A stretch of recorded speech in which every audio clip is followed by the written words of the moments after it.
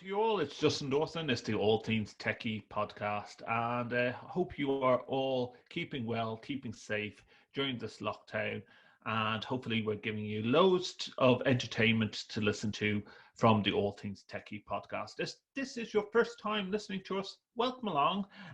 We would love if you get involved by sending comments and also subscribing to our program. You can subscribe on YouTube. You can subscribe on your favorite podcast store, and it really means a lot to us. And you can also follow us on Twitter, AV Tech Junkies, as well.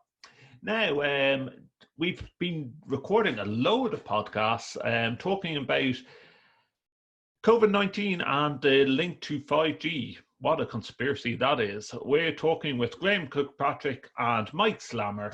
It is episode number 23. Episode 23 of the All Things TechIE podcast. The All Things TechIE podcast is a product of the Extreme Media Network. For advertising and sponsorship opportunities, please visit www.extrememedia.ie. That's XTREME media.ie. Graham, where are you driving to, man? I'm actually going to go and rescue my father-in-law who's broken down. Oh, shit. I just literally connected on my computer. My wife's like, "Can you go pick my dad up?" I was like, "What do you mean?" It's like, "He's broken down." I was like, "I literally am just joining a Zoom call, babe." She's like, "I'll do it from the car. That's fine." I love it. I love it. This is why we do this podcast, because we don't know what's going to happen next. And last time we had Graham in the car collecting his kids, this time we have Graham. Hey, Justin, not to disappoint. And also to keep the tradition. Say hi, Penelope. Hi. Oh. You're not going to say hi to Justin. Oh, bless not her. happy, not happy. No one seen this coming. BlueJeans bought over by Verizon. Yeah, I saw that, and somebody, I'm sorry, I don't recall who, but someone made a comment in response, and it was, if BlueJeans was so easy to use, how come we haven't heard about any of it until now? Yeah. So they got bought by Verizon. Cool, good for them, I guess. It seems to me that Verizon made a snap decision because they very easily could have gone off and made their own product. That could have been something they could have been working on this whole time. They have the technology, they have the funding, they have the brain power, so the fact that they didn't create their own product and they just snatched something else up, I think it says something about the future of the way business and telecommunications are going. Yeah, I honestly believe it's gone past this whole idea of I was going to do. Graham's still working away on the car. We'll mute him at the moment. But I believe, Mike, it's the fact that, as you mentioned, they could have gone off and done this themselves. Whether they just said, "Hey, BlueJeans," I'm surprised BlueJeans is actually being priced at that amount. I just think anytime I was ever at ISE, there wasn't that many people involved in looking at BlueJeans. Mm-hmm. Yeah, it does everything that it says on the tin, but and compared to people pushing the Microsoft for Teams, pushing the Skype for Business, and now, out of the blue, when have we ever seen Zoom being talked about at ISE or Infocom, and then all of a sudden, pow, they're supposed to be worth over a couple $1 billion now. Yeah. But with that, Mike, do they deserve the slating that they're getting at the moment? Some people are saying, well, hold on a minute. If you use the product right, you won't have this problem. Right. So I saw another great comment on the Twitter feed. What's one of the main things that drive your decisions in business? And one of our colleagues, Chris Nito, responded empathy. And for me, that was it. That's the end. That's the end of discussion. Empathy, the human factor. And that's what Zoom got. That's what Zoom got right, is the human factor. They made it easy, they made it simple, and they went and created a free platform for people to use. It was relatively easy. My dad, who's in his 70s, technologically adversive, doesn't really care to get involved. He's got a computer, he does his thing, but God bless his soul. I love my dad so much. He'll type in the email in the Google search bar to get to his email, right? Yeah, right. So it just happens, and all the training in the world. But I even got my dad to use Zoom. Yeah. So now he can join Zoom. We can have face-to-face conversations, and he loves it. And it opened up his mind to doing more things and being more engaged in technology. So Zoom, making it that easy, making it as simple as hitting the button, the one-touch experience, that user interface, working with your own integrated webcam, your integrated microphone, seamless. I think there's two products that made it seamless. One is Zoom. The other one is Google Meet. The only problem is I think Google slightly missed the boat by locking it inside the Google Cloud. It could have made it a bit more separate. As in, do I need, people started thinking, well, hold on a minute, do I need a Gmail account for this to use it? And then finally figure out, no, actually you don't. Compared to Zoom, like you mentioned, there's 9 digits. You type in the meeting ID and you get in. Okay, now they've restricted it further and they put passwords on it. But people were complaining, going, I've just got Zoom bombed. Yeah, well, if you are the likes of, once again, we talk about politics. If you are the likes of Boris Johnson, and Graham will back me up on this, if you're like the likes of, I'll try and unmute Graham. Can I unmute Graham? Yeah. Sorry. We're talking about Boris Johnson, Graham, who actually set up a meeting with all his parliamentary friends and tweeted a screenshot and had the meeting ID at the top of it. Yeah, I saw that. Yeah, how if you don't want to be Zoom bombed, well, we can lock the meeting inside the call. Usually that comes up with a message saying the meeting room is locked. The screenshot showed that the meeting room wasn't locked, so there was potential of Boris getting Zoom bombed in that call. Yeah, we've NEC Display Solutions, well, actually NEC Europe, which is obviously the parent corporation company, for all of the Zoom users now, they've enabled enterprise-wide passwords and waiting rooms now for non-NEC staff that are joining. So NEC staff can join a meeting straight through. Yeah. Don't have to worry about going into a waiting room, don't have to worry about the passwords. But if you're joining on a non-NEC address, and that includes my European colleagues in Display Solutions, because they're on a different mail server to us. Therefore, they have a different email address, which means even though it's an internal Display Solutions call, they would still have to join via a meeting room and via a password. Yet, if I was to have 5 UK colleagues with me, they could all join without any barriers in place. But you're right, it's Zoom bombing, and I think that's a great phrase because it can be so misconstrued. Zoom bombing. But anyway, but yeah, Zoom bombing is only going to be as prevalent as people are weak in the fact of keeping security and disciplines together when using it. Yeah, like the fact of something grown of such size and caliber in such a short amount of time, people are going to try and take advantage of it. And the point is, Zoom has opened up to education quicker than any other platform. Like you talk about Microsoft Teams, we talked about it in 2 episodes ago. Microsoft Teams, that it's Microsoft as seen as Microsoft for education, and they weren't able to hold the pressure. Their systems caved over. That is the actual truth of the matter. along with the fact that a lot of people use Zoom just for the, as Mike said, for the ease of how to use Zoom. But I just mute Graham there for a minute. But the other thing with Zoom is I was listening to Eric Yuan do a Ask Eric Anything webinar yesterday, and Eric actually turned around and said they are going to start paying hackers to find the flaws in their system, which I don't think Microsoft do with Microsoft Teams now. I could be corrected, Mike.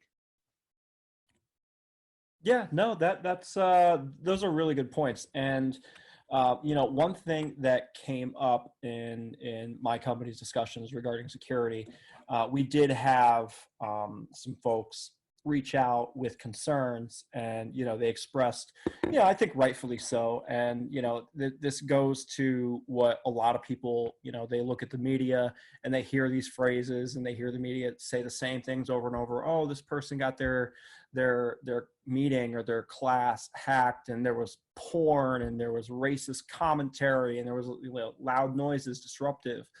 So of course people are going to be a little concerned, and when that came up, my response was, well, are you sharing your meeting ID with anyone outside the company? No. Okay, who's going to be joining your meeting? Oh, just, some colleagues, et cetera, et cetera, et cetera. It's like, okay, well, the good thing is we are not a public education company who are sharing our meeting IDs. And let's just be real with kids, right? So teenagers, they're stuck at home. They have this new dynamic they have to work through. They're blown off steam, and kids are going to be kids, right? So yeah. They're going to be disruptive. And what's one really funny thing to do? Oh, hey, Jim, I'm going to play some porn in the background while I'm supposed to be taking my math test. Yeah. Like, it's all internal type of people that's doing this, and the universities are aware that it's internal people that are doing these ends of things. But you even mentioned it. It's knowledge. It's knowledge. It's key to these problems. Zoom has turned on a load of security features by default now, and even have on their latest update for Zoom as the app, have an extra security button. Now, the only reason I didn't I updated once and then I rolled back simply because I used the green screen and with my camera, and I've admitted that actually, listeners and viewers, I have a green screen behind me. This isn't me on the 10th floor overlooking Dublin City. But what? That's crazy. No, but it's more the fact of they turned on the security feature, which by default everyone has to have a password now on their Zoom meetings. As Graham was saying, you can override that as administrative functions as well.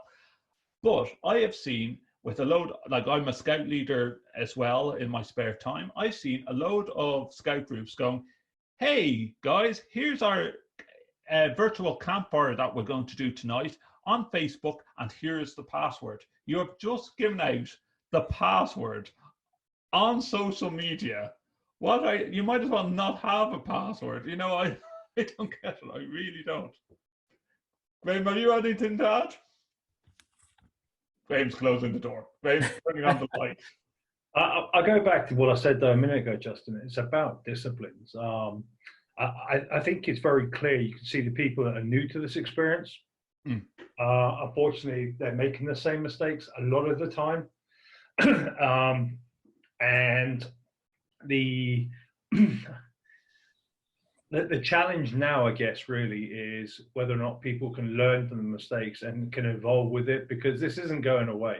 No. I read a report yesterday on I think it was SCN magazine, maybe CRM magazine, that 80% of interviewed workers that currently have an office job are realigning themselves to be positioned closer to home and further from the office space when COVID-19 finishes, because they believe they're more productive, they need to have trusted employees. But at the end of the day, though, if you make simple mistakes, like you said, about publishing passwords to Zoom calls, which are supposed to be confidential between intercompany meetings or companies and customers, that discipline, or lack of discipline, I should probably say, is going to end any hopes or aspirations of being able to work away from the office space. At least when you're in the office space, people have got the firewall, you're controlled in. I know you've got VPNs, but I mean, people say don't put your VPN on if you want to use Zoom, because then you're not connecting to another connection, which means you've got more bandwidth down the pipe. And there's lots that people say which are designed to try and increase the optimum experience, but sometimes, obviously, by increasing the optimum experience, you're opening the risk as well. And like I said, the amount of times I hear people saying, close your VPN down before you join a Zoom call, and I'm like, really? Okay. If you say so. I know I'm not doing that, but if you say so. It's like, I'm not doing that. Yeah. No. Or like I've read some security features, or some people writing blogs going, "Oh, don't give out your personal meeting ID number while using Zoom." It's like, why not? If you have a password and you have invited a selected people, you should be able to see straight away before. Now, the one thing that I honestly think Zoom needs to improve on a security feature is if someone is ringing in by phone. Yes. You should have a feature where once they ring in by phone, you have to either type in your name using characters or say your name, that it automatically, when you hear the beep going bing, when someone joins the meeting, if it actually, even computerized, said, Joe Blogs has joined this meeting. Something to that nature, where you know that the caller that's called in has joined the meeting. But again, go on.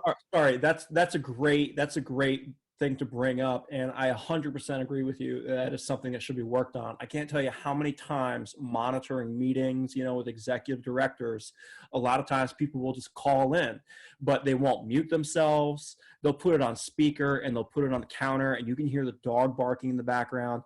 And it's really hard to get that person's attention. You have to shout out the phone number, be like, hey, 4488. Who are you?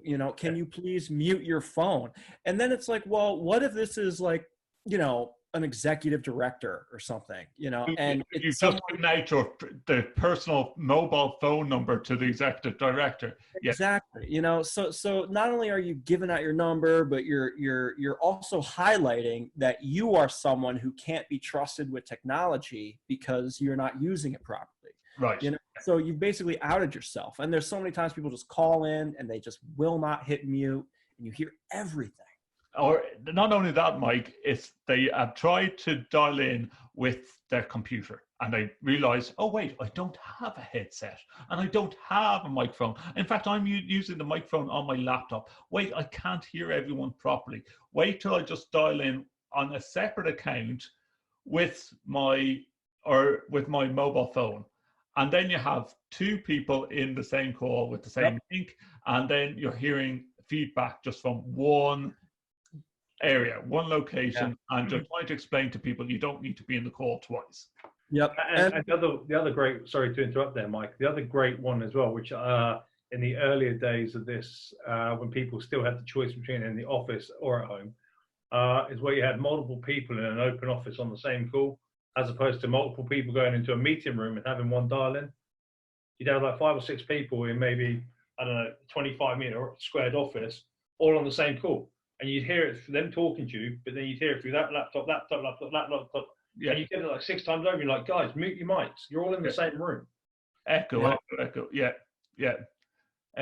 The one thing I loved, you talked about security there, Mike, earlier, and maybe Graham, you might know the answer to this. I was trying to get this answer from the Zoom webinar I was on yesterday. You can turn on the feature that only allow authenticated users to join your meeting, which means that it can be locked down to a domain, for example, NEC. And you're talking about people inside NEC UK, they don't have to join the waiting room. Does it have to be one domain? I do not know. Yeah, I tried to get the answer out of that from Zoom on the call, and they were inundated. Like they had something like over 300 Q&A going on at any given time. But it's one that if any of our listeners know that, can you have multiple domains to lock it down to? I guess for you, Mike, it's just simply Discovery Channel's domain, and that's it. Yeah, essentially. Anyone, technically speaking, if you have the meeting ID and the password, as we've now instituted passwords globally for Discovery, then it doesn't matter if you're an authenticated user or not. You can still join. Mm-hmm. So now our legal team's kind of pushing on, meeting hosts, and a lot of retraining is going on where if I'm on your meeting, Justin, you are in charge of making sure that I'm supposed to be here. Yes. So, as opposed to la, la, la, la, la, okay, cool. Here's a person who I don't know has just joined, la, la, la, la, la, la, la. Yeah. Now, the other one that I noticed on security features that they mentioned that they are changing either in the next update, which could be as soon as this weekend, is that you can select which location you want your call to be ported through. And mainland China is being switched off. For Discovery Channel, would that pose as an issue for you guys? No. Graham, would it be an issue for NEC of where your call's being ported?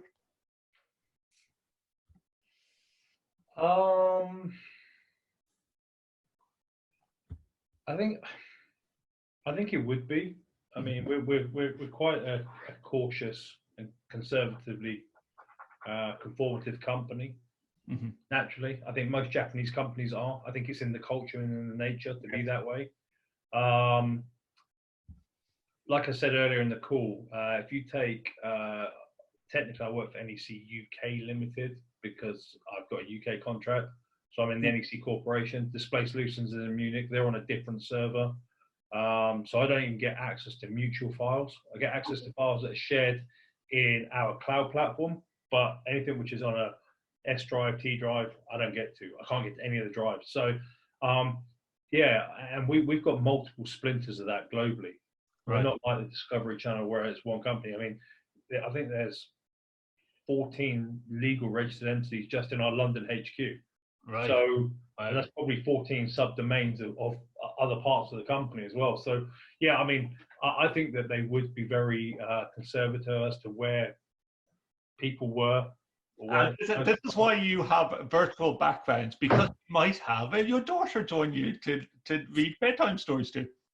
She's got a proper phone as well. Look, on her new iPad case. Oh, I like that. I'm trying to teach her how to see how she can dial up on a phone like that, and she's like, no, not happening. Yeah. Yeah, it was. No, but I want a phone, and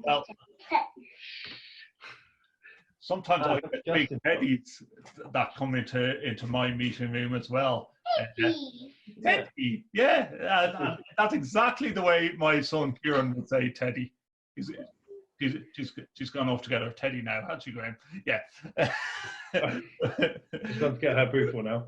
But yeah, I mean, I think that, again, it's going to be down to security. If there's a certain amount of being able to control inbound, outbound traffic correctly, then whether it's hosted in London, it's hosted in Shanghai, hosted in the bottom of the Pacific Rim anywhere, I don't think it really matters as long as the company that owns that has got confidence that it's secure and it's scalable for when the business needs to scale up or scale down. I asked Tim Albright this question earlier on. I did a Under the Spotlight with Tim Albright. Coming up soon on All Things TechIE. That's another podcast episode. But I asked him about Zoom as well. And I have to ask you guys, do you see... Oh, someone brought that Teddy in. What's there? Justin will see Boothful. Oh, I like that, Teddy. So Boothful has a long story. So she dropped a 46-inch TV on her hand at the age of 21 months old. She said to have 7 surgeries, and this was her I'm coming home bare after her first surgery. So this literally has been through thick and thin with her for the last 3.5 years. Wow. And we have to find out. This is cool. I'll be down. We'll be on the sofa. We have to find out how this dropping a TV happened. No? Do we even ask? No. She was trying to chase the cat. We had Justin, do you remember a company called Alpha Sim Design based out of Manchester. I've We had heard. a really nice, it's like a set of steps, almost like the side of a pyramid TV stand, Okay. where like you had your subwoofer, which is generally bigger and deeper at the bottom, and then skybox, etc., which is fine, but you don't expect to have to childproof it for a 2-year-old that sees it as a set of steps and as a cat. Well, So she climbed up it, and the cat was on top of the telly. She went to reach the cat and pulled it, and it was only on a TV stand, but so the whole thing came forward, trapped her hand, and yeah. So I'm talking about the cat with my hand. yes, I'm talking about your hand. Stop. So that's how it started. Wow. Well, everyone needs a teddy like that. So, like, I still have my childhood teddy. But going back to Zoom, do you think that when all this is over, will people, especially educations and schools, or people that's got the free license and realize that, like, okay, the 40-minute limitation has been taken off, do you see them staying with Zoom as soon as COVID-19 is over? That is definitely something to look at. I think a lot of educational environments will see some value in it. I think they will walk away and perhaps even go full throttle in making a purchase and getting, authenticated users. If nothing else, it can help cut down on the amount of class time. I'm thinking about, maybe the New York City school system isn't the best example, but just in general, I think, cutting down on class time in school, or maybe opening up, there's so many kids out there with different learning disabilities who, will probably respond to using Zoom rather than being in class. How many kids are in classrooms in Ireland or the UK right now? Yeah. Well, the way I described it, Mike, is that this is the new social media. Like, we have AV Hangouts where there's one that Chris Nito is hosting later on, where everyone can have a beer and chill out. And the last AV Hangout there was over 100 people nearly. This is what is getting people together. And I think forget Facebook, forget Twitter. Twitter and Facebook, they have their uses. We can jump on a call and we can spend all night long talking here, and I have not seen Zoom buffer out on me at all. I don't, you need to have the slowest bandwidth for it to lag in any way, shape, or form. Yeah, seriously. And, even that, we do have users who log in, and our team had to send them hotspots to connect to utilize. And even over Zoom, even over hotspot, Zoom had no problems connecting. Mm-hmm. So how can you walk away from such a powerful tool, know? Yeah. What do you think, Graham? Do you think there's going to be a bit of a dropout of users and customers once COVID's over? Inevitable. I'm not sure there's necessarily dropouts. I think allegiances might be tested by whoever's going to give the user the most. I mean, I don't know anything about you. Let's say Cisco comes back and says we'll give schools an hour uptime per call. That's a lesson. If Zoom stays at 40 minutes and Cisco gives them the hour, I mean, and it's the same price plan, the schools are going to go with what's beneficial to them and their users. And they may have to recognize that, okay, as part of it, you can only have, 50 connections where you've got 100 for Zoom. That's a conversation and choice they have to make. And I think that's possibly where the battle will go. It will become about user features and functionality. I do think, however, I think there's going to be a natural drop-off. I think there are going to be people that will have to go back to bricks and mortar, desks and spaces. Right. Yeah. Absolutely. Yeah. Where maybe Zoom accounts that they have right now are either deactivated or limited because they'll have access back to room systems or they'll have access back to open huddle spaces, etc. I also think as well that the amount of mobile adoption will probably slow down as well when COVID-19 is done. Because at the moment, I mean, we have a weekly family quiz. There's 5 households, 3 countries, and it's fun. Yeah. But you've got an iPad user and an iPhone user and a PC user, and you can tell the difference by the experience on how they are at the other end. So I think that people will be trying to find that common platform as well, where it's either all mobile or all PC based. I think that people try to shy away from interoperability between devices. Yeah, yeah, and that's it, and that's where Zoom has come in and been able to do it. All these, like I always go back to the Skype example. People don't understand that. Like, hold on a minute, it's not working. Oh wait, yeah, I haven't updated my app, and that's what's not working. You know, or I've forgotten my password or whatnot. Compared to with Zoom, it just works. It seamlessly works. Sorry to interrupt. I mentioned it on the lunch, breakfast, dinner, brown bag call with David Danto last week. So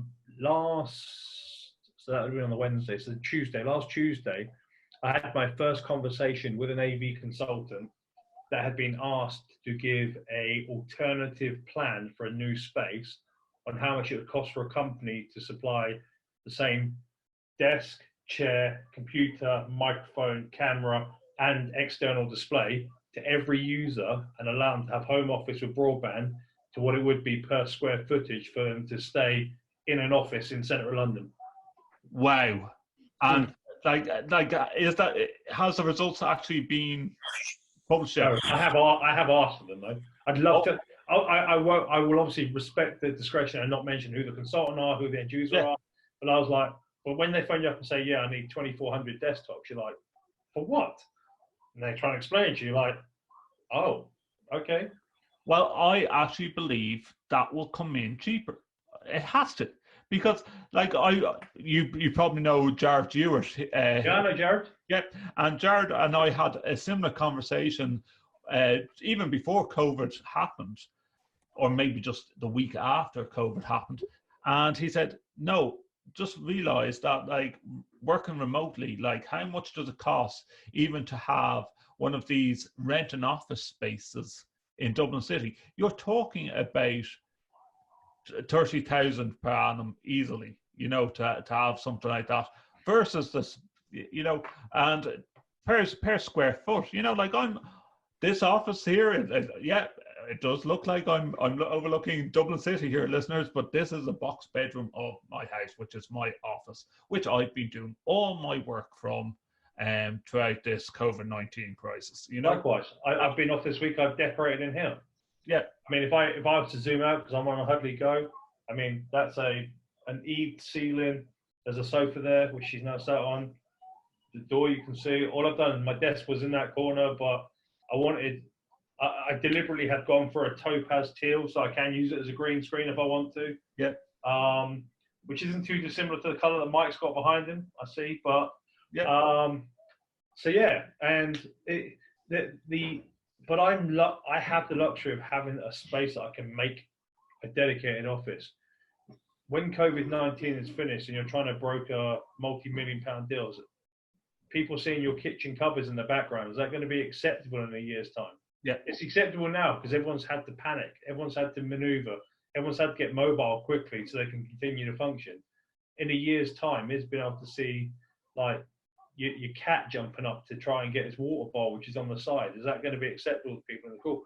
I'd like to hope so. I think things have to change after this square. You know, like people, the air is clearer. You know, noise pollution is down. You can hear birds singing again. You look at Yosemite National Park. There's bears walking around Yosemite National Park. There's fish in Venice again for the first time in like 70 years. Yeah, you know, this has to be good for the system. This has to be good for the environment, and this has to be good.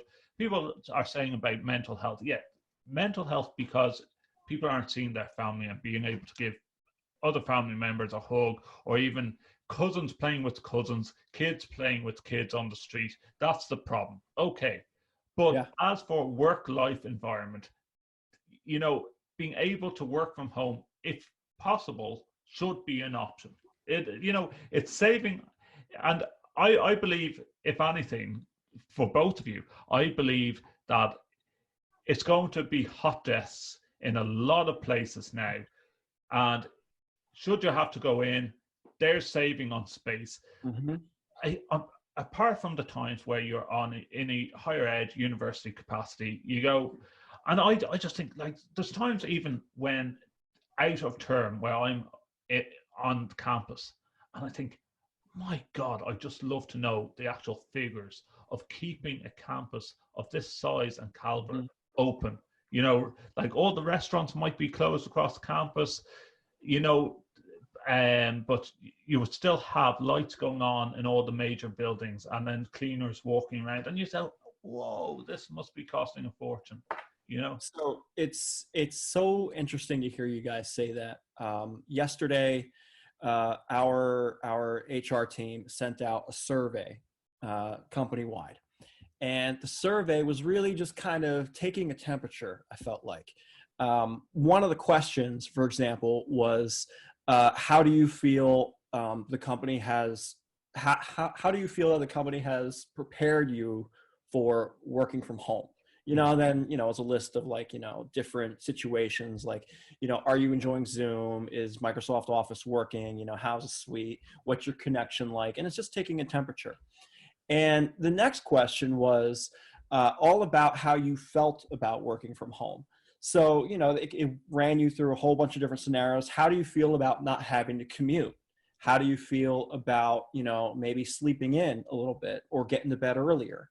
And then the next question was, you know, how often, or sorry, I'm trying to remember the exact wording, but how often do you feel you need to be in the office? And it was like, you know, 4 out of 5 days a week, 3 out of 5 days a week. So I kind of got the impression that Discovery was kind of taking the temperature of how people feel about working from home, because as you just said, we're moving to, you know, hot desking or keyword agile work environment, right? Mm-hmm. So we're not even going to have enough desks to fulfill every single employee if they came to work every single day. Yes. So now that we're forced to work from home, so many employees are starting to reevaluate and say, well, what do I need to work from home? How can I make this work for me? Because moving, you know, we were supposed to move June 1, you know, an entire workforce into a brand new building on June 1. Not happening, no longer. But a lot of people were coming up and saying, how are we going to do this? I have a desk. I come to my desk every day. This is where I get my coffee. I have a locker. This is where I do all my editing. This is where I do my production. But now I'm not going to have that anymore. Now I'm going to be forced to work agile. So, you know, cue COVID-19, and guess what? You're working agile no matter what. You've got no choice. Were they renting this space, Mike, or is this a fully built new building for This is a brand new building. Construction got halted a few weeks ago, and it won't reopen for quite a long time. And there's the question. You know, you say they might be thinking now, well, do we actually need all this space? Do we, you know, like we've gone past the stage. I always believe, and putting my old media degree hat on, is we've gone past the stage of saying we don't need a studio to broadcast. Our state broadcasters, you know, and even our radio stations. Like I only found out recently that one of the national radio stations here, Today FM, one of the presenters is only living like about 4 kilometers up the road from me, you know, but has the equipment at home, you know, dialing into the, well, I use the word dialing, but on broadband, into the system, and she's able to enter a program, you know, and that's going out on FM across Ireland. You know, the technology has changed. Why need to be in a studio if you don't need to be, you know? All our TV programs.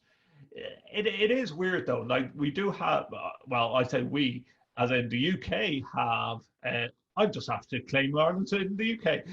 The UK have programs like Graham Norton.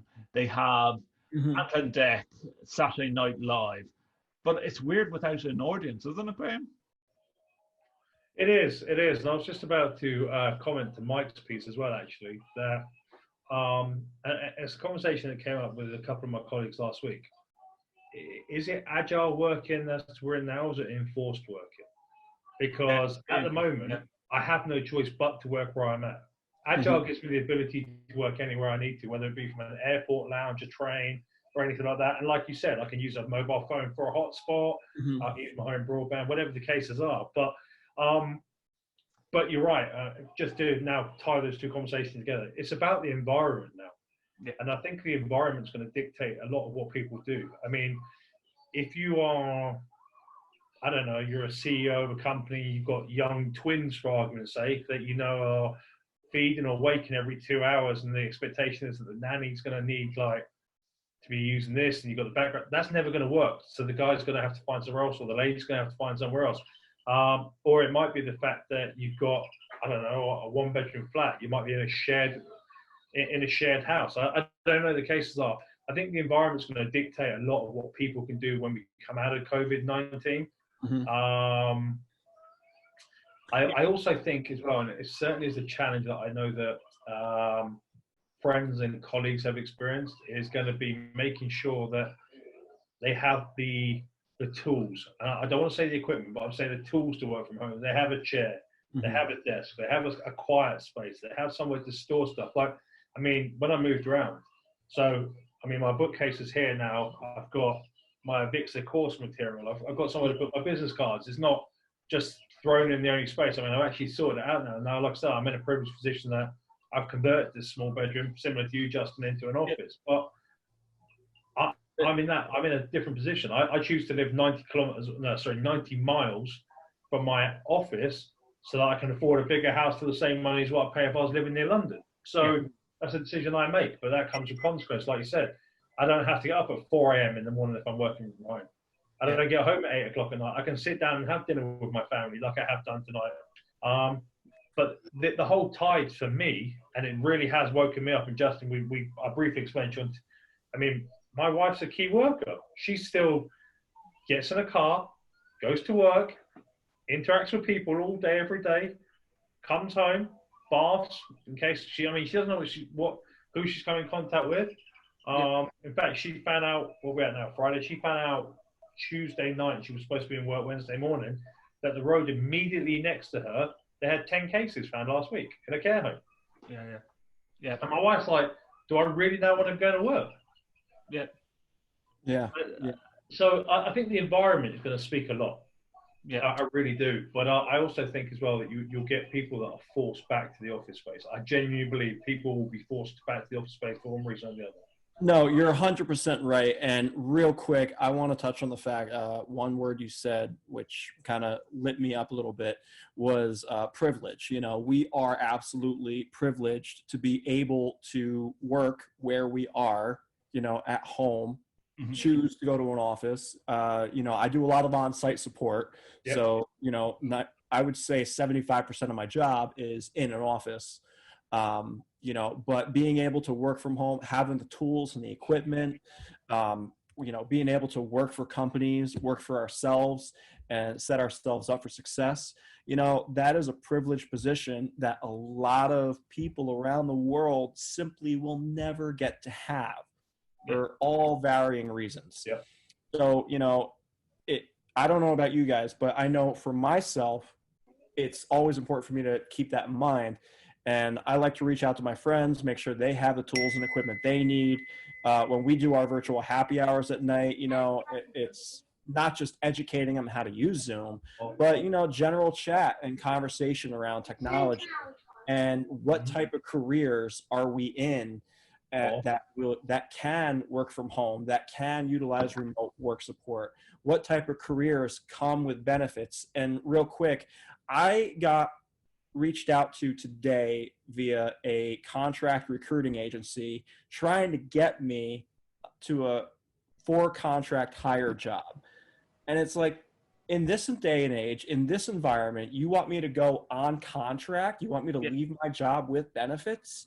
Yes. You looked at my LinkedIn profile, you know where I work. You know, what makes you think I'm going to want to leave this to go for a 6-month contract? Are you crazy? Yeah, and exactly. And who would go on a contract basis now? Or even if someone's trying to recruit you, and this goes for any job, not even audiovisual, I think a probationary period even at this stage should not even be allowed on the basis of, well, hold on a minute, we're going through COVID-19 here. You know, anyone that wants to change job does not want to be put on a probation. Yeah. Time. Yeah. Yeah. I mean, you know, you guys in the UK and the EU, you know, your healthcare is not tied to your employment like us Americans are. So, Yes. you know, where our job is really demands and puts all the qualifiers around the rest of your life. Absolutely. So if you leave your job, you are leaving your life. That's how it's set up here, you know? I totally agree, Mike. But where I see you, just going back to even you talking about office spaces and Discovery building new places, Graham talking about distance of travel. Yeah, I can relate, Graham. I do not that many mileage. I know it in kilometers. I was driving 100 kilometers a day in and out of work. I don't know what that equivalates to in miles, but it's more the fact I believe that post COVID-19, there's so much room for all these hot desk workplaces or free spaces. I don't know what the exact word and terminology is, where you can just rent a space. So in other words, anyone could be working in these office spaces as hot desks. I think a lot of more companies are going to adapt to that and just go, hold on a minute, if people are living too far out, you know, we don't have to pay for the broadband. We just hope that this third party place will have up to speed desks, connections, have your telephone line, have your video conferencing rooms, whatever the case may be. And that means that it might, like I say, a lot of businesses will start summing up, well, do we have a set place, set building, or do we allow people to have that opportunity to either one, work from home, or B, go to your nearest office space and connect in? I think there's room for it. I think there's big room for it. Yeah, I think the excuse me. I think one of the other key indexes as well out of COVID-19, which I think a lot of companies are going to have to, and we discussed it, I think, on the last one, Justin, if I remember correctly, is there's got to also be a change in mindset from the top down, not from the bottom up. Yes. Because most of your executives are going to be 50-year plus. They were in the office at the 18. This is new to them because they're executives. They're still tied to the office because they've got to be seen as being the heartbeat of the company that's going on. Yeah. There has to be a change in their natural mindset. It really does. I mean, even if they turn around and say, we're going to take 1 day a week working from home, just 1 day a week, and they start to feel and reap the benefits of it, it becomes easier for them to understand and flex the benefits to the business. If the mindset can't be changed from the executives down, the company will continue to make the same lack of traction and the same mistakes when it comes to building office spaces, wasting space. I mean, I look at a company I used to work for. We had like 7,000 square foot as the sales space for 13 desks. Wow, that's crazy. Yeah. And we ended up having round tables just to make it look like we had a meeting room, but there was no walls. Yeah. So it was never going to be a confidential meeting. It was just that people used to sit there and chinwag over a quote or look at some designs where it didn't matter. It could be open space. But I think disciplines and mindsets are going to be one of the biggest factors that need to change post-COVID-19. Well, do you know what I also found even more comfortable is I've had meetings with management now virtually, and I feel that I'm being listened to better simply because we're in a virtual call, if that makes sense. You know, there's less distractions. You know, I'm having a meeting one-to-one with my line manager or whoever the case may be, and simply because, now, okay, everyone has kids at home or whatever the case may be, but it was early hours of the morning, the kids were doing something else, and I was able to just rat out what I needed done with the manager. And Justin, may I just interject something? So that's a really, really key point in the way that I have tried to change the discipline of people that I speak to frequently. So I make sure every call I have is in my calendar so that my phone is tied up to the fact of do not disturb because I'm in a meeting. Yep. So people can't call me and it rings. It just hits the do not disturb and goes straight to the voicemail. So this can be sat facing here and it's on charge right now. And okay, I see social media posts coming through, but if anybody calls me, it goes to voicemail because the calls are now, as long as the call doesn't overrun past the allotted time slot I've had, I'm okay. Yeah. But fundamentally, I use my calendar system religiously now. What's that, Princess? Check my iPad. It's just 20%. Good. It's good. So I now use my calendar system completely religiously because I know that it helps me become more disciplined and it stops me with distractions other than this one from external influences. But also, I try to get colleagues to say now, because with video you've become ever present, I think is a polite way of saying it. I don't want to see readily available because I think we've always been readily available. We just choose whether or not we want to take ready available, but we're ever present on video because people can just dial you. So I'm like, have a look at the video first. If there's a red icon or a red camera on me, I'm busy. Again, good practices, Graham. Yeah. You know, and this is where people that aren't familiar with video conferencing or virtual meeting environments should be learning these tools. You know, red light means I'm busy, you know, and integrate it with your Google Calendar, integrate it with your calendar, whatever calendar you use, you know, like again, and between using Zoom and using platforms like Slack and whatever, like I'm guessing, Mike, that you guys use some type of platform to know where everyone is, what everyone's doing when they're working from home or even working. Yeah, we do. You know, and 90% of it is all through Zoom. We've moved away from, we're moving away from Skype, but, you know, Zoom chat has kind of replaced Skype. And, you know, a lot of business units do use Slack globally. So there's constant ways to get in touch with each other, you know, short of a phone call, you know, and it's a no-brainer. You know, like Graham was saying, you know, he has the do not disturb set up, you know, linked to his phone and the calendar, which is brilliant.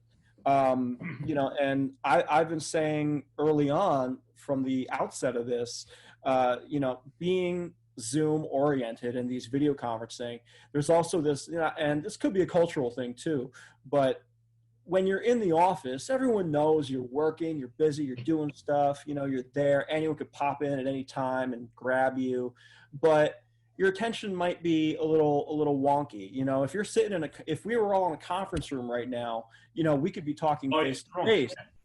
Yeah. But, you know, I might have 3 other projects going on and I might be, you know, checking it out and being like, oh, hey, you know, hold on 1 second, guys. I got to take this, you know. Yeah. But on Zoom meetings, a lot of people are just, no, I'm in this meeting. We're having a conversation. I'm talking to you guys. You're talking to me. I don't need my phone because what's happening on my phone is also happening on my computer, you know. Absolutely. So, you know, I think distraction level and the need to be more focused and the need to kind of prove to others that you're focusing, it plays a key role.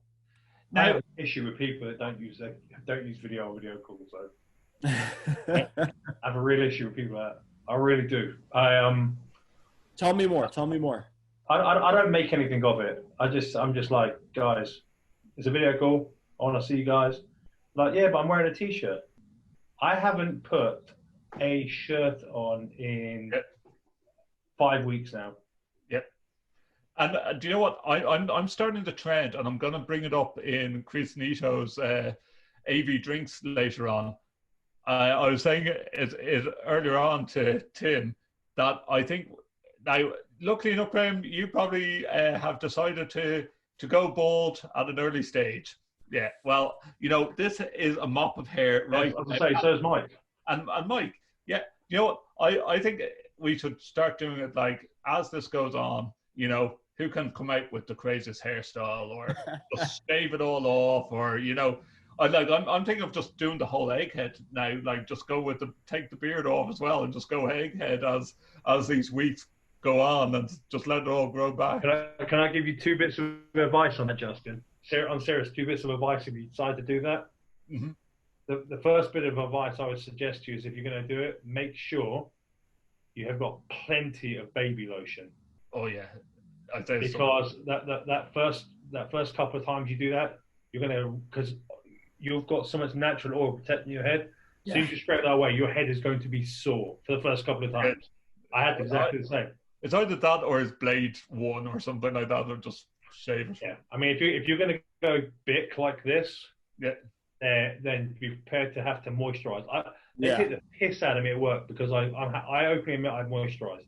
I shave, I moisturize every day, because if I don't, this gets sore. Yeah, it's really so important. Graham is so on the money with that. I use cocoa butter personally. Okay. And it feels great. It smells nice. It's so good. It's What I would recommend is definitely, take a trimmer, no guard or anything. Just take it all the way down, see how it feels for a little bit. And if you decide you want to go the full Bic, just remember, gentle pressure, and don't be afraid. There's not a lot of protection up there. So if you get a little cut, it's going to bleed, but it's okay. It bleeds a lot. Yeah, I could imagine. Yeah. And what Mike said was the second thing I was going to say, start short. So like, if you're thinking about it, maybe go to like a 3 first and go, actually, I want to go shorter, and try and, because if you just go straight off, you have got nowhere to go. You've got to put up with that until it grows back. Yeah, absolutely. I'll just show you from because when I was body. I'll just your friends. We're all just listening to this. Yep. That's me being told off that I'm spending too much time on Zoom, and I'm supposed to. Before we let you go, I was asking Mike about this. BlueJeans being bought over by Verizon. Is that a secret move to take on Zoom? No, I need that torch. Sorry, say again. Sorry, Justin. BlueJeans being taken over by Verizon. I see that yesterday. Is that a competition to Zoom? Is this going to be a big? I don't think so.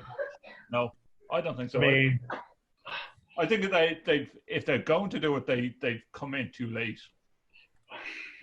I think it's. I mean, that's the second such like merger in as many weeks, because was it T-Mobile and AT&T merged like 15 days ago, maybe? T-Mobile and Sprint, yeah. That's it. So, I mean, I think Verizon needed something to stay with the other big carriers. Yeah. I mean, they didn't have a hosted platform. That's basically what they bought from BlueJeans.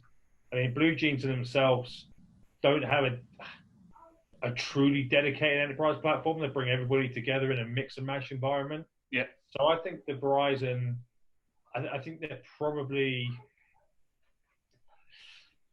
I think they want to think they can compete now. Yeah. The truth of it is they're not the video carrier. They're just they're the virtual space now. Their competition is going to be, like I said, Sprint and T-Mobile, maybe BT. I mean, let's not forget, BT is still the biggest telecoms company in the world. Yeah. I mean, that's who their competition are. I think Zoom. Well, we know. I don't think we know Zoom's competition is Microsoft. Yeah. And Microsoft's competition is Zoom. I don't even hear people talking about Cisco in those conversations anymore. Or the latest one that Google has decided to tell all employees that they shouldn't be using Zoom. Yeah, Google has told all their employees that they're not supposed to use Zoom. I wonder what platform they could use instead. Gee, I wonder. Before this is the last one, and then we're going to let Graham put his kids to bed. But guys, what do you make out of the absolutely speculation that's going on? I know in England especially, 5G and linked with COVID-19 and mass. There was 2 mass in the west of Ireland that were destroyed, like put on fire, destroyed. So to start with, I have to be really careful what I say, because NEC are one of the co-owners of the technology. Wow. Okay. So, but I mean, should we start talking about conspiracy theories about Building 7 in 9/11 again? As to the fact that it was CIA, it was the reserve vault for the whole of America, and like all that money. Do you know what? People will always have an opinion, whether it's based on facts, science, or fiction. And if they can get enough people to believe their opinions, people will start thinking it's the truth. Yeah. I mean, I had this very conversation over, talking about communication platforms, here we go. I had this very same conversation over Snapchat with my 17-year-old son on Sunday. I woke up to the fact that, yeah, you've seen 5G is causing all this blah, blah, blah with like COVID-19. I'm like, where do you read this stuff? Yeah. I must have sent him 70, 80 links. I just like one link after another, just saying this is dispelled.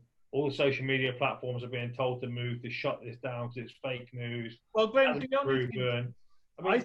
we shouldn't also forget as well, Justin. I mean, 5G hasn't just popped up in January and COVID-19 came in February. Exactly. 5G's been in test routes since like 2015. Mm-hmm. It's 4 or 5 years old maturity in some parts around the world. The only if it's correctly linked to it, what is it? Because they've just turned all the antennas on? Yeah. Give me a break. The only videos that I have seen, though, Graham, is which I said, well, how are they fake? If these are fake, how are they faking it? And it was a load of birds dropping from the sky around hospitals and places that had masks. And I'm thinking to myself, is this just the fact that someone's made a video to conspire against it? Like, can it affect animals? I don't know. You know, but it's definitely not COVID-19 related. That's the only article I've read which really made me sit back and think there might be something is that in the timelines of viruses to technology, and I can't remember which way around it was now. Was it maybe SARS was within a year of 3G going, and then it was bird flu within a year of like 4G going, and now, I mean, you had somebody who's written it from a science point of view, but tried to flex the truth as far as they can before it snaps. Yeah. And I just, they have to realize that these companies spend billions, if not tens of billions of dollars on research monthly. They have so many red tapes, executive bodies, authentications, encryptions they have to jump through before they're even allowed to say, we can sell this, let alone turn it on. Right. I mean, they are 10, 15 years in the making before anybody ever hears about it. If it was that bad, we would never have heard about it. It would have been shut down years ago. Yeah. And not only that, but, you know, correlation does not equal causation. No. You know, like, you know, you can draw graphs between anything and start saying this equals this, but that's not the case. And we all know that. Furthermore, if we're going to talk about now, let's look at 150 years ago when electricity first came on, you know? People wrote, like, there's all kinds of stories about what people thought electricity was doing, and that's where a lot of these horror stories come from. I mean, look at Mary Shelley's Frankenstein. Yep. You know, that came as a result of electricity being turned on. It's a fantasy story, you know, and, you know, there's a lot of allegories that can be taken from that. But, you know, the steam engine, trains. I saw there's a little meme going around, you know, that a lot of women are posting, and it's like, well, remember when trains first came out? You know, everyone said, women, don't ride trains because your uterus will fall out. It's like, what? Yeah. Come on. People are crazy all over the place, and the craziest always rises to the top, right? Now, because the most fantastical stuff is the stuff that people are going to latch onto because it piques our interest. Now, the UK had some masts destroyed. Ireland has had some 5G masts destroyed. Have you heard of any being destroyed in the States? Oh, man. Honestly, there's Trump just powers through and takes every single headline that I'm sure it's happened, but we just haven't. Yeah, there we go. That's a good way to end that. You know, especially when you decide that you want to do a press release to talk about COVID-19 and then just decide to have a video to talk about yourself. You know, that Yeah, and a timeline that actually missed a month, and was, when questioned about it, was told it was fake news. No, it was a question. Like, it's an honest question. What happened to a month of January in your timeline? Yeah. Well, I know that there's been some protesting going on this week from some of the more dull knives in the drawer, if you will, and they're just out in the streets blocking traffic. And on the news, I saw a doctor had actually gone out and like pleaded with all the protesters, like, please move, like, you're out in front of the hospital, emergency vehicles need to get through, and these people are just out protesting, saying COVID-19 is a hoax. It's a hoax. It's all made up. It's all fake news, but here, hundreds of thousands of people are dying around the world. The death toll is only going to get bigger. Yeah. And, people are just mincing words and trying to point to some type of partisanship or some 5G technology or whatever. Yeah, I mean, and Mike, there's a great point you just said there. I mean, if people actually were to make this as a correlation of deaths around the world, I mean, why have people not? And by the way, I don't want to draw comparisons. I need to make that very, very clear before I start with what I'm about to say. Why have people not made comparisons to a technology to, say, cancer? Yeah, which is still one of the biggest killers globally. Yeah. Still today outweighs the number of deaths that COVID-19 has claimed. I mean, I've lost friends, family, loved ones, and that illness, that disease is ruthless. It will pick anybody, any gender, any creed, any age, any time. It does not care. It doesn't have a selection process. I mean, the fact that when COVID-19 was first an implosion, when it's like, okay, people are going to have underlying health issues, it's going to be 70-year-old plus. I mean, I don't think those guidelines were probably based on, I'm fairly certain those guidelines weren't based on anything metric or measured, because they hadn't had enough time to measure it. No. They were based purely on stipulation of assuming that because they're going after the respiratory system, people with underlying health issues and people with 70 years plus are the people that are most liable or likely to be contracting that illness. They would have based it on facts. They wouldn't have had the facts unless it was going to say it happened in Hubei or happened in Wuhan, and that's what we're basing the facts on. That would have been the only way they could have done it. And I mean, I sit there and see Boris Johnson and the chief science officer and the chief medical officer for the UK saying, yeah, we may have a vaccination like in 6 to 9 months. And then I hear Donald Trump saying we'll have 100,000 of them in like 6 weeks. Yeah. Like, what does he know? Or what is he doing that the rest of the world has no idea about? Meanwhile, Wuhan don't have vaccinations, and they've been clear of it.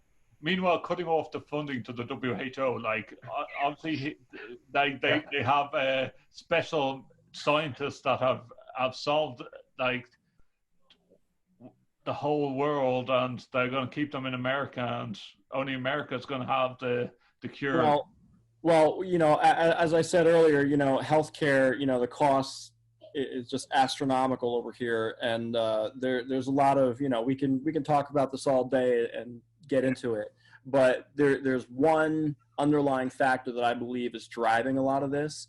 I think Trump is probably going to make some money off of whoever makes that vaccine first, right? He's probably already making money off this hydroxychloroquine thing, which all these doctors who are in Trump's camp keep talking about.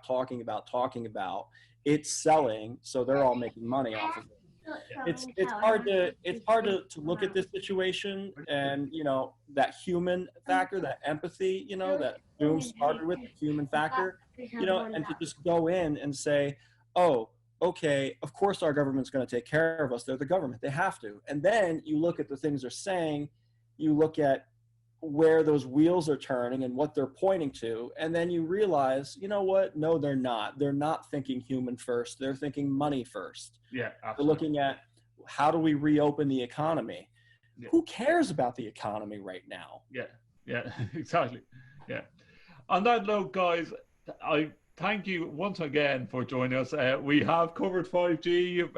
It's all a myth. stop burning down the masts, because we do want to have fast broadband as we work from home.